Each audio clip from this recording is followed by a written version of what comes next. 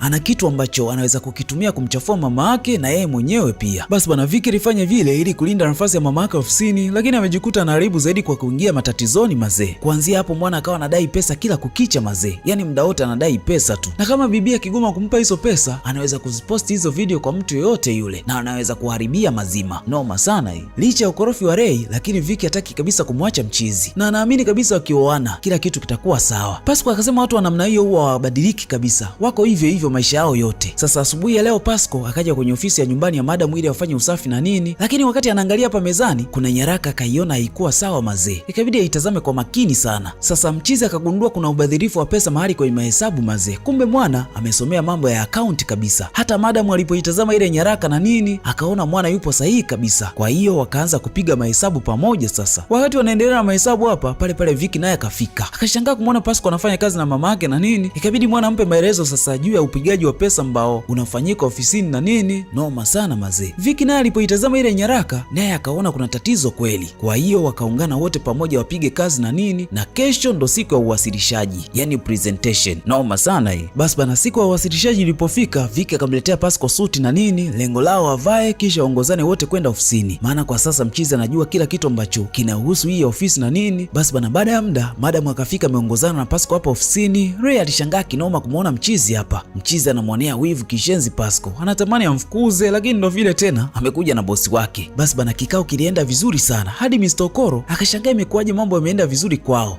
Alitegemea pengine wangeshindwa na nini. Vicky akasema walifanya kazi pamoja ndio maana imekuwa rahisi kwao. Mr. Okoro akamtaka kwa mara nyingine tena Vicky aenda kalale naye mazee, lakini bibie akampiga kibuti cha maana mno, kisha akawa ametembea. Pale Raymond akawa amefika kwa Mr. Okoro, kwa hiyo ikabidi Mr. Okoro akubali kufanya kazi na Raymond na nini, akamwagiza amfuatie nyaraka kwenye ofisi ya madam, na taarifa za nyaraka zote ambazo anazihitaji Mr. Okoro atamtumia baadaye. Sasa mida fulani hivi ya jioni Vicky akataka kujua kitu kuhusu Pasco na nini. Mchizi akasema kuna rafiki yake alimpa wazo la kufanya kazi ya real estate, ujenzi wa nyumba na kuuza na nini. Lilikuwa ni wazo zuri sana mazee na dili lilikuwa kubwa mno, lakini kwenye uwekezaji wa kwanza tu akaweka kila kitu chake, akaweka matumaini na kila tone la pesa zake mazee. Lakini yule rafiki yake alipotea ghafla tu baada ya pesa kuwekwa. Hakukuwa na simu, hakuna mawasiliano, yani hakuna chochote kile. Hata nyaraka za ardhi pia zilikuwa feki. Kwa hiyo kampuni yake ikafia pale, maana kaingia hasara kubwa mno. Alipambana sana kutafuta kazi lakini hakufanikiwa mazee. Mwisho akaishia mtaani tu na alikuwa anaona dunia inamtenga, hadi pale ambapo alikutana na Vicky, mambo yake yakabadilika kabisa. Alipokutana na Vicky kwa mara ya kwanza baada ya muda mrefu sana, akahisi pengine kuna sababu ya kuishi tena.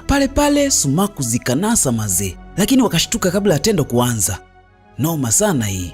Si unajuaga tena hiyo hali hatari sana hii. Sasa Raymond wakati anataka kuiba faili ambazo waliagizwa na Mr. Okoro akafumaniwa na Pasco mazee. Pasco ikabidi amuulize, unafanya nini hapa mzee? Kwa nini jieleze kwako?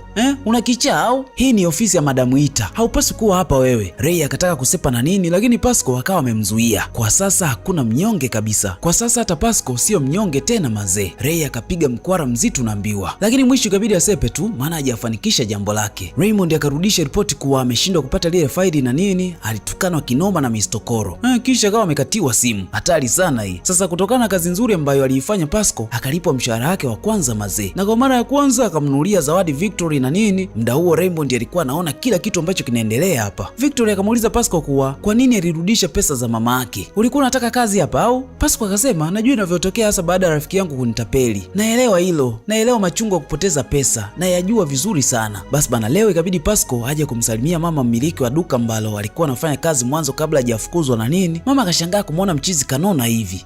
Yani kabadilika kabisa unaambiwa. Kavaa vizuri, amenona, kanenepa, hatari sana hii. Pasco akamwambia kuwa hakuhusika kabisa na ule wizi wa zile pesa na hajui nani aliweka zile pesa kwenye mfuko wake. Mama akasema nilijua hilo. Yule msichana alikutegea wewe. Hasa baada ya kuwa nakutaka kisha ukamkataa. Kwa hiyo akaona njia nzuri ya kujiweka na yeye salama ni kukutegea huo mtego.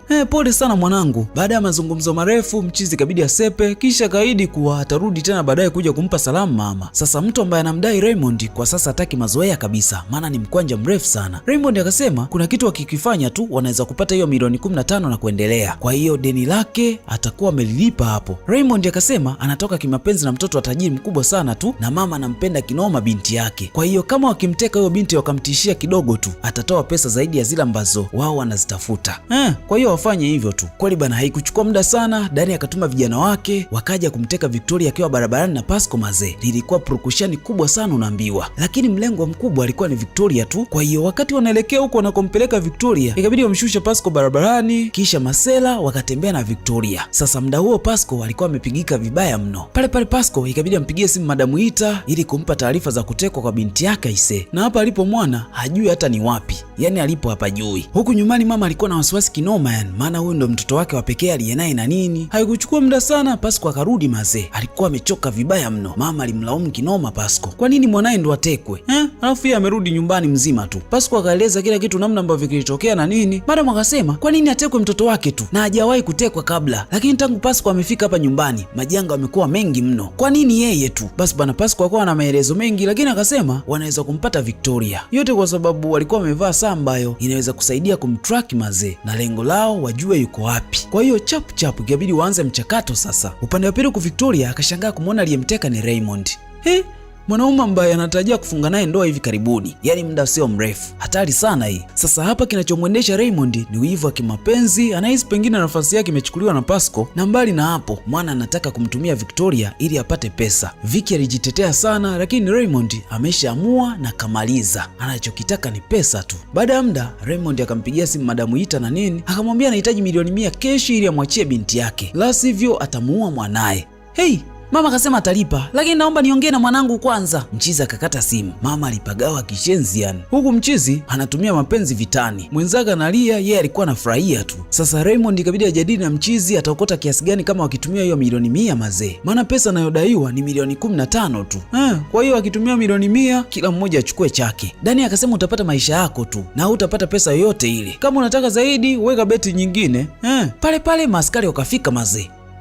Ngoma ikaishia hapo mtu wangu. Baada ya muda kupita, mama akataka kujua alifikiaje hapa na Raymond. Victoria akasema alikuwa anajaribu kumlinda yeye pamoja na kampuni. Victoria akasema Mr. Okoro na Raymond wanamtumia sana. Ray ana video yake na Mr. Okoro wakati wanafanya mapenzi, na amekuwa akiitumia mara kwa mara kupata pesa kwangu. Akasema nisipompatia pesa hata kuonyesha wewe mke wa Okoro, bodi ya wakurugenzi na wawekezaji. Mama akashangaa, kwa nini kaficha siri nzito namna hii? Na kwa nini kapitia haya yote bila kumwambia? Victoria amefanya yote haya ili kumwokoa mama yake pamoja na kampuni ya mzee wake. Mama akasema wewe ni mwanangu, haupaswi kupitia yote haya bila kuniambia. Sikutaka kukuumiza. Vicky, hujawahi kuniumiza na haitatokea uniumize. Basi makumbato mengi mno akatembea hapa mtu wangu. Noma sana hii. Siku zikazidi kusonga mazee. Pasco leo amekuja kuomba aondoke hapa nyumbani na nini, maana anaona yeye ndo chanzo cha matatizo yote kwenye hii familia, na kama haitoshi alisingiziwa kuwa yeye ndo kahusika kwenye kumteka Vicky. Mama akasema hakujua na mshukiwa wa kwanza lazima angekuwa yeye tu, maana ndo alikuwa naye muda wote. Pasco akasema Raymond alikuwa anamchukia kwa sababu alikuwa anamzibia mianya yake. Kama haitoshi aliwahi kumfuma anataka kuiba mafaili ofisini kwake na nini. Mama ndo akajua kumbe huyu mchizi alikuwa msaada mkubwa sana kwao, ikabidi wamzuia asiondoke na nini. Vicky akasema anampenda mwana. Hadi mama mwenyewe akashtuka. Penzi tena? Yaani watu wanapendana hapa. Pasco naye upendo ulikuwemo na nini. Basi ndege wawili wakapendana kwa dhati unaambiwa. Hata ile safari ya Pasco ikaishia hapo. Mwisho mchizi akapewa kazi ofisini kwa Madam Ita, lakini kama haitoshi akapewa nafasi ya kumwoa Vicky. Na nikwambie tu kwamba kama ulikuwa unamwangalia bwana Pasco namna ambavyo anapendwa na Vicky, alafu unataka kujifunze kitu, ni kushauri tu kwamba achana na hizo akili. Yaani usije kabisa kutegemea utapata zali na mentali kama ambalo amelipata bwana Pasco hapa. Naondoka mwisho tambala hili mtu wangu. Mimi naitwa Rio na hii ni Zuriwa TV. Usiache kusubscribe, kucomment, kushare na kubonyeza alama kengele ili uwe sehemu ya familia hii kubwa. Hadi wakati mwingine. Bye.